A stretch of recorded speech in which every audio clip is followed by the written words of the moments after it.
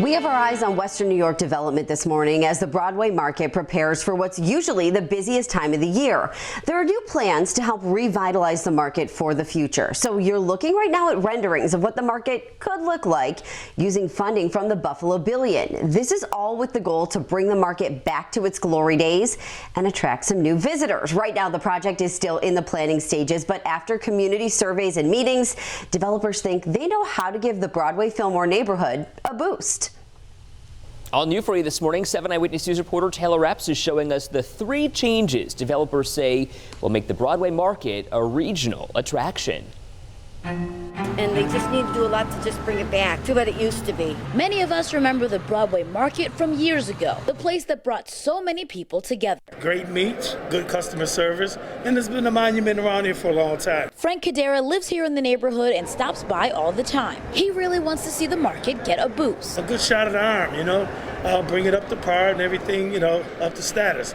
And it's got potential. That's exactly what Empire State Development recommends. After dozens of surveys, public hearings, and community Zoom meetings, they created a 400-page document laying out suggestions on how to revitalize the Broadway Market. And we want to help it get to where the rest of the city has gotten. It's, lagged behind, and we want to make sure that the neighbors are involved. There are 3 main changes they want to make. Number 1, use of space. Currently, about 30,000 or 6% of it is being utilized. The way to make it work is to fill that building up. Aaron Zaretsky says the Broadway Market is wasting space on parking. He's a public market expert with a history of transforming dozens of markets around the country. For change number 2, Zaretsky says the market needs a bit of a makeover. The building itself has an appearance of a fortress. Part of what we're proposing is to break through those walls and create storefronts that spill out onto the sidewalk. He also suggests changing the name to the Broadway International Public Market, which brings us to change number 3, embracing the diversity of the Broadway Fillmore area. When you stroll into the Broadway Market, you can find 4 or 5 different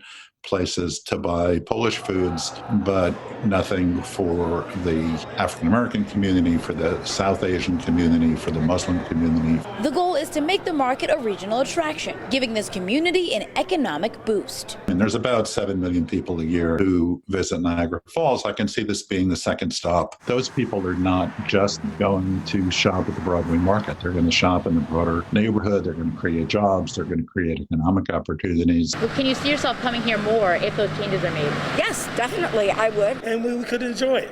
Everyone profit, and that's the best thing that can happen for the city. Yeah, it certainly is. Taylor, I love the Broadway Market. You've shown us the plans. How do we get there?